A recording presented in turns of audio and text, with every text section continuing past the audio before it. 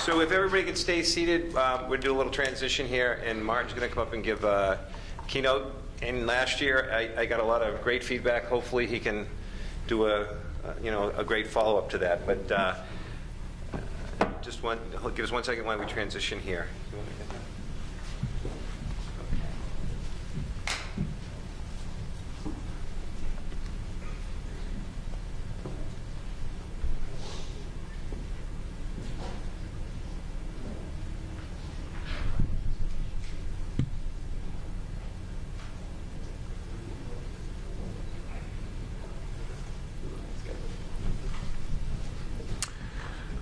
All right, good morning, everyone. I think you must be warmed up by now. I think Chris did really an awesome job kicking us off today. I hope you all enjoyed that, and I'm really grateful that Chris could do that this morning. So thank you. Let me start out by mentioning that I still have a 7-year-old at home, first grader, just started to read.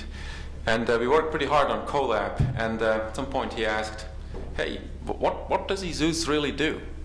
And I looked at him and I said, well, we do software. And he thought about that pretty hard. And then he goes, I like wearing soft. And I think that was a brilliant way I felt to get this started today. As Chris said, it's software, it's lightweight. It's soft to wear. It actually works quite well. So we have grown quite a bit since last year's CoLab, and we asked yesterday about who was here last year. Quite a few of you have, but we have a lot of new faces as well. And we grew quite a bit. We're on track as a company and tremendously enjoy what we're doing. But at the end of the day, we are here because of you.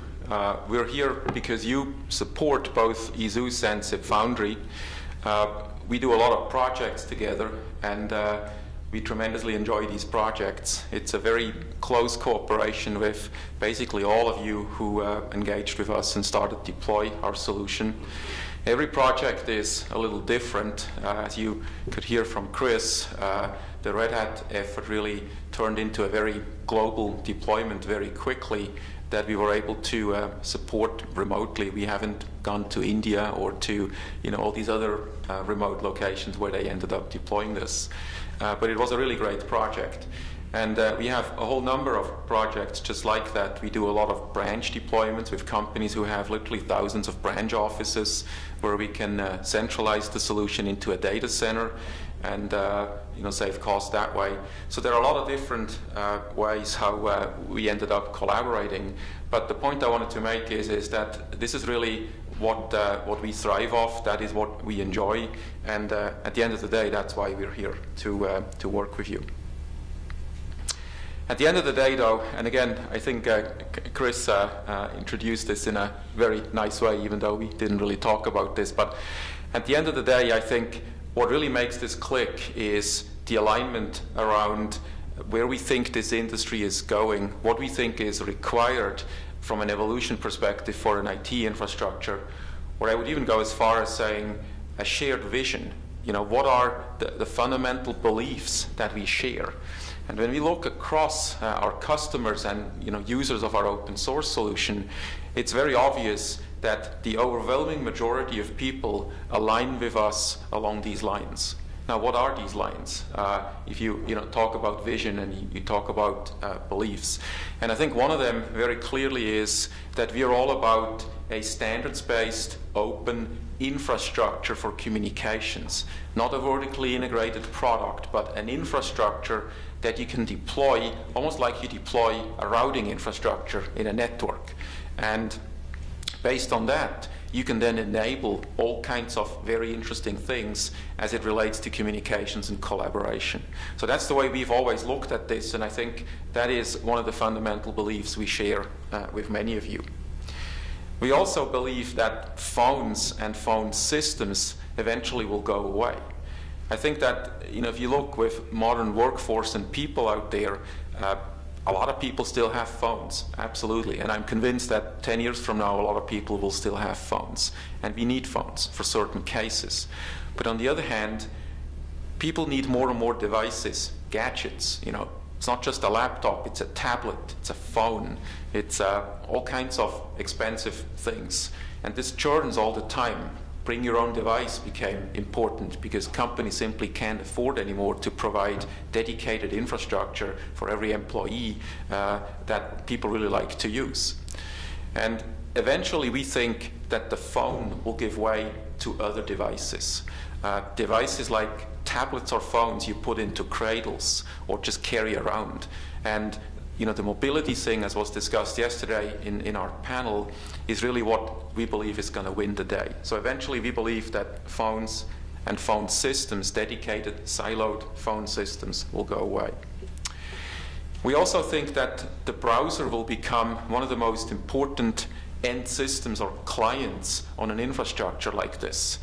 And while I am excited about communications enabling web browsers, what people usually think of is laptops and browsers that run on laptops somehow. But I think the impact on the mobile industry will be far bigger than the impact on laptops, simply because it completely changes the way you can now develop, create real-time communications clients on any of these devices. And we have a dedicated session later today where we talk about WebRTC, what the impact is of WebRTC and so on and so forth. It came up on the panel yesterday, and I fundamentally believe that WebRTC is all about making it easier to communications enable mobile devices for enterprise use. And I think that will be really interesting. We also believe in private clouds, in standard IT infrastructure, but not just from a hardware or virtualization perspective, but also from a production perspective. All the tools, all the mechanisms and processes you need to produce a solution like this in an IT setup. We believe that this should be vendor neutral so that you can reuse or use in the first place the many available tools out there for service assurance, for inventory, for provisioning, for service level management, and all these different things required to actually produce a solution like this and sustain it in production. And once you have a vendor neutral production environment established, you can produce several applications in that environment, as opposed to creating a complete vendor specific production stack for literally every single application you would deploy in a siloed way. And that leads to significant cost savings, but I think it makes the job of IT teams much more a pleasure as opposed to a fight every day. So these are some of these core beliefs that I think we share very much across the room here. And in a lot of cases, once we have an alignment with someone on these core beliefs, then we don't even have to talk a whole lot about product. It's a standards-based SIP infrastructure. Well, great. That's what we want. And the discussion then very quickly transitions into how can we get this? How can we implement this? How does this really work? Is it stable? Can we roll this out globally? And does it really work? Or am I going to be embarrassed if I present this to my organization? So I think we have a lot of really interesting people here today, as I'm sure you have seen already roaming around the hall yesterday, and talking to some of them. We have obviously our entire team here, and really like to encourage you to talk to them. Chris is here, and quite a sizable Red Hat team. We will have someone from Trilogy here later today. We have a lot of universities represented here, the Colorado State team with Dave and Kyle. We have a couple other universities from Cedarville to Messiah to Francis Tuttle to Lafayette, and probably a couple others. Someone is here from Switzerland, from EPFL, which I'm very excited about, given that I grew up in Switzerland a long time ago. We have people here from Germany, from T-Systems. Bida is here from Latin America. IANT is here also from Germany. So it's a pretty international group. Mark Richardson is here from Amazon. So we have a good group that I really hope we can have a good interaction today. As I said in the introduction, our focus really is on customer support. What we want to do better than anyone else out there is provide excellent first-class support to our customers. And Dave Deutschmann and his team, I think, have done a great job up until now. But this is something that is extremely important to us. It's at the core of what we do. It is to be flexible in terms of what your needs are, in terms of looking at product rollouts, looking at specific integration projects into the environment that you use right now. So we're, in a way, all about customer support. And I think given that we are in an open source model, that's not very surprising, but I think it is an area where we can absolutely exceed in terms of how other vendors operate. Have you ever tried to ask Cisco or Microsoft for an incremental feature and then hoped that they would deliver this in any reasonable time frame that matters to you? I think that's where I think the really substantial difference is. So what have we done as a company since last year's CoLab? I just want to touch on this real quick to give you an idea. I think overall we had a really great 2012. We basically doubled all the metrics you could potentially look at. We have extended our organization. We have moved into a new office here in Boston, in Andover. We have created a subsidiary in Romania, in Bucharest, moved into an office there and expanded our team. We have internalized the support organization so that Dave Deutschmann and his team are now part of eZuce. We are just about to establish a presence in Germany. So we have really built out an organization that now allows us to be a global player. We are at about 100,000 deployed users.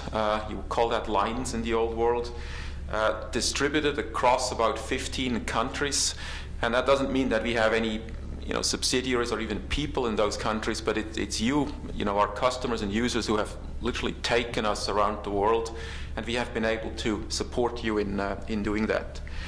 On the open source side, it's very hard to guess how many people really use that. We tend to have smaller organizations just download this and use the free open source edition.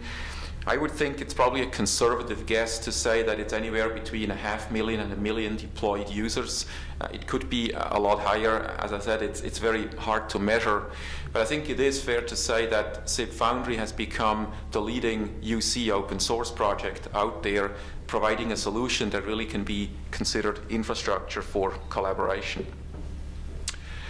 On the product side, we have worked quite diligently on our release 4.6, which is a huge step forward in terms of creating such a standards-based, globally resilient and globally scalable infrastructure, and we will talk a lot more about that.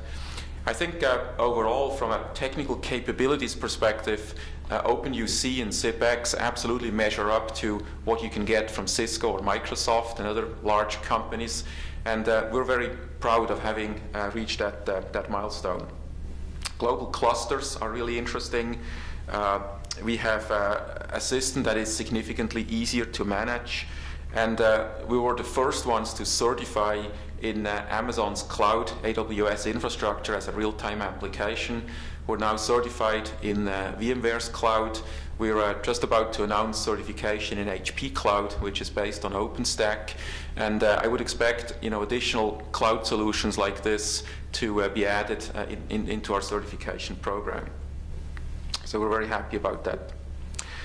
I think the biggest accomplishment that we have managed over the last year is to sustain large deployments in production. That is what I think I and our team are and should be most proud about. That we not only sold you something or convinced you that the vision was right, that we delivered it and installed it, but that we are actually able to sustain it in production with high availability, with good metrics day in, day out. And that I think is at least what, from my perspective, I think is what we should be most proud about, really.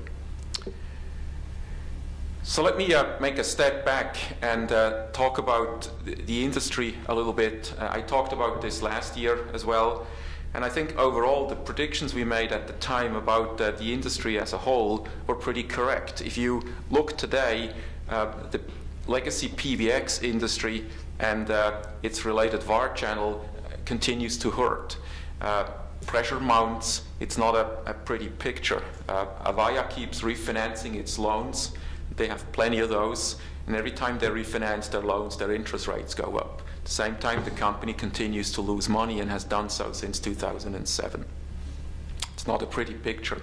So that overall, we can conclude that the industry is transitioning. The industry is merging voice communications, real-time communications in general, into IT, making this a feature of a much larger stack.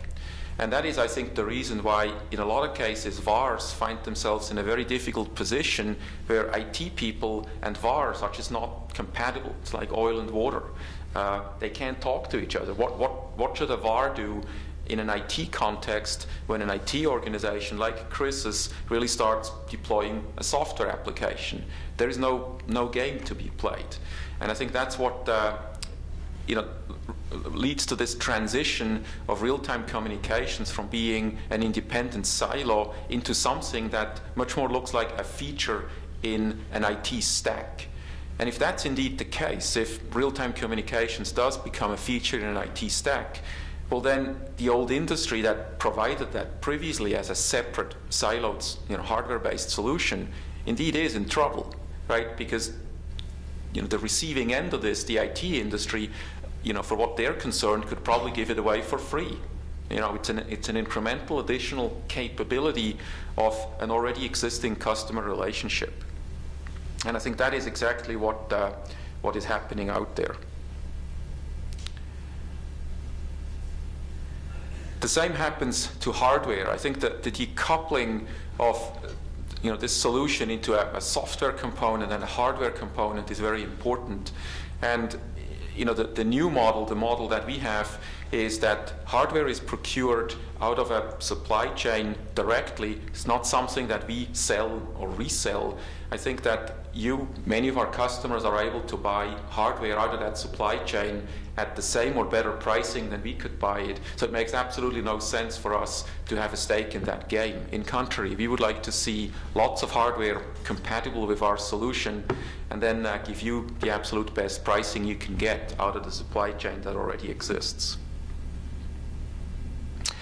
In the broader industry, if you look at the state of IT or the state of our tech industry in general, there's a big transition happening after we had a couple of slow years in the first decade of this millennium.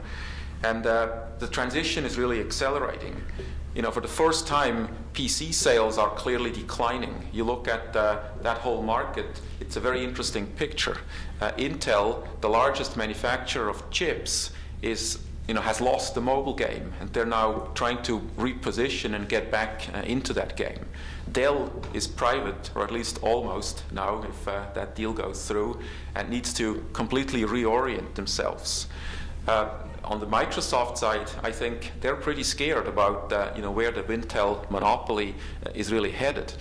Windows 8 more and more looks like Windows Vista. I think at this point in the adoption cycle, Windows 8 adoption is about half of what Windows Vista adoption was at the same time in the cycle. And Windows Vista obviously was the biggest flop that Microsoft has ever done.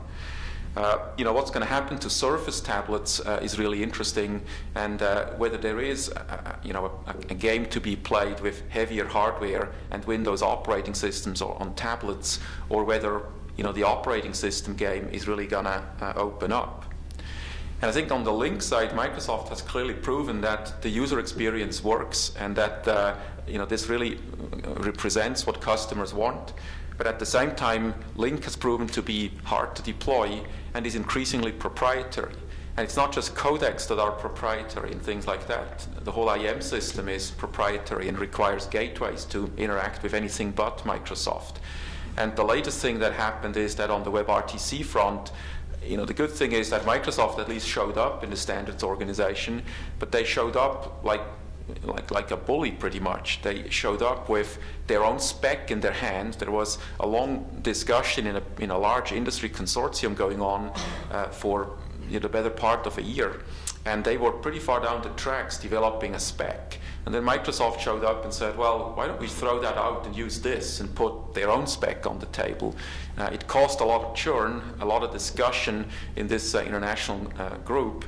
And at the end of the day, the Microsoft solution was voted down and dismissed.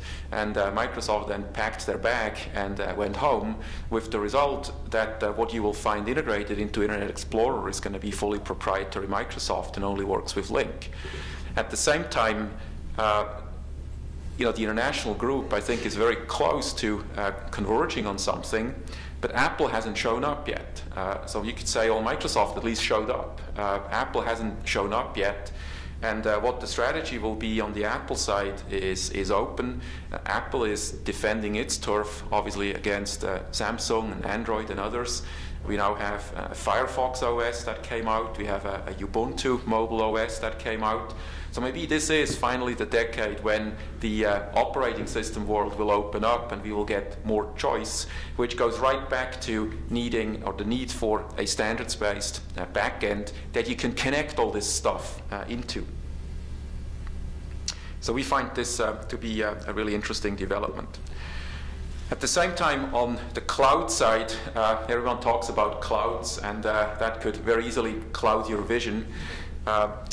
I think one aspect of this, and it came up on yesterday's panel as well, is that there is no shortage of SaaS services. It sounds almost like anything you might ever want can be purchased on a website, and click a button and spin it up, and then you move in and it just works.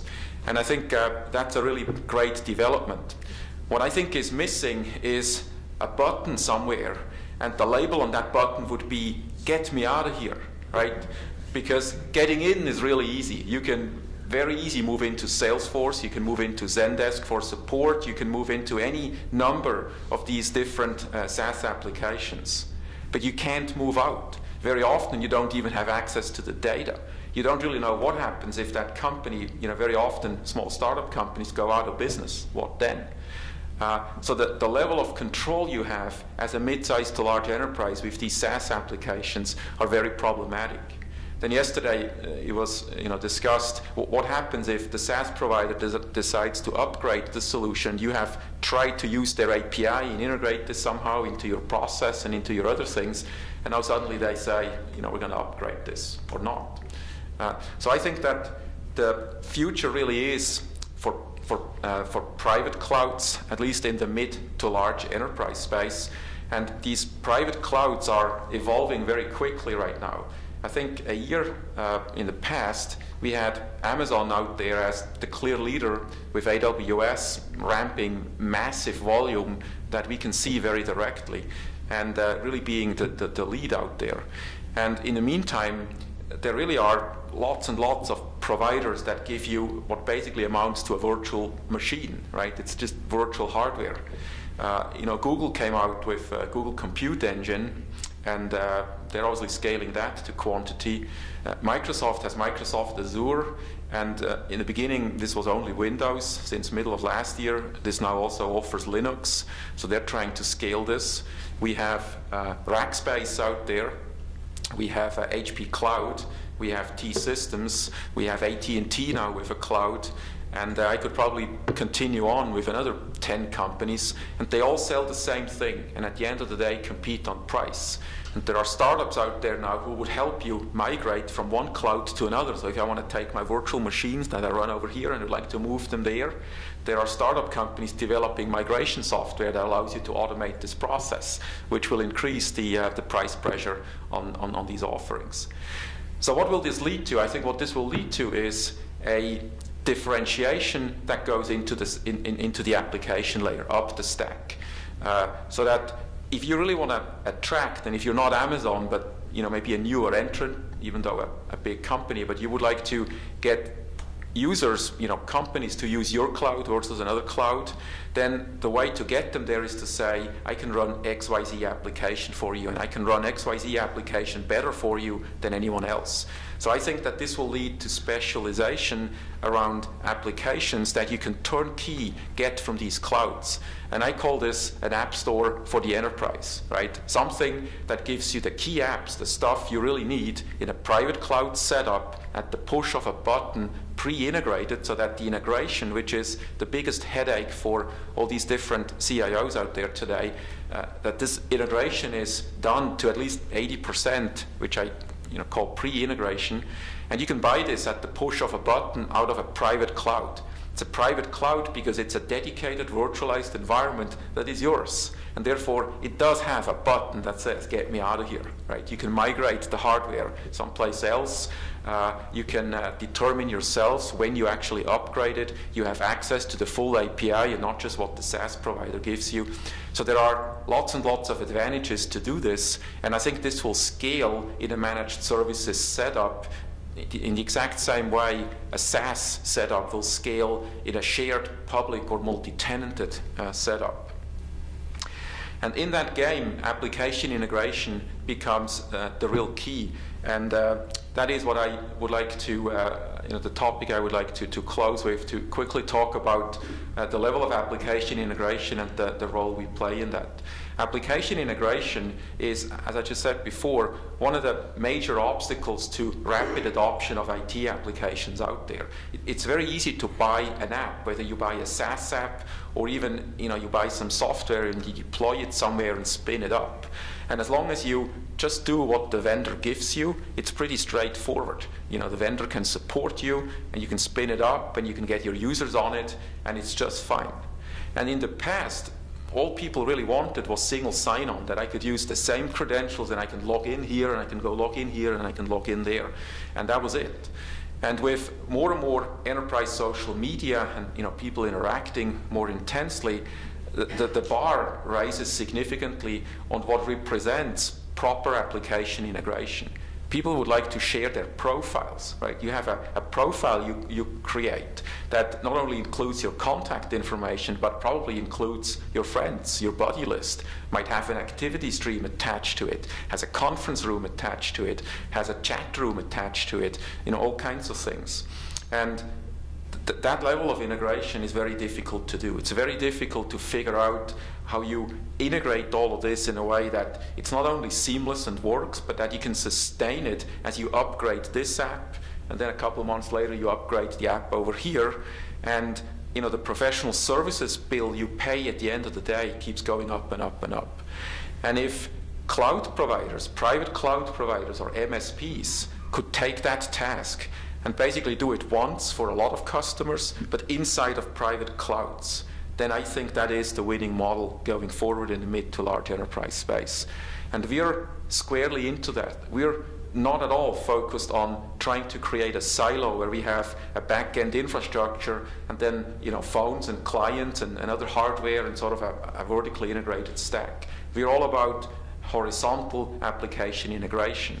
And you will hear a lot more about that during the day today when we talk about our contact center in particular and some other initiatives where we build reusable web-based components that we can integrate into existing applications. Applications like Alfresco document management, Liferay enterprise portals, Jive enterprise social media, VMware Zimbra email and calendar solutions, you name it, Salesforce.com. All these applications have web-based portals that typically have, in one way or another, a plug-in mechanism, standards-based or maybe a little less standards-based, but nonetheless HTML-based.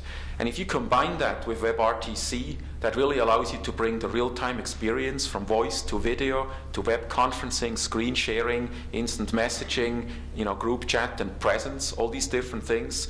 right into these browser-based interfaces, I think you have a winning model that end users will really appreciate. Something that works together for once, based on a standards-based back-end infrastructure and these reusable web-based components. And you can do this both on the mobile side or on the laptop, desktop side in exactly the same way.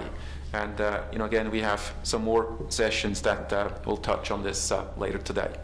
So I hope you will enjoy CoLab. Again, I really appreciate you came here, and look forward to a lot of great interaction today and tomorrow. Thank you very much.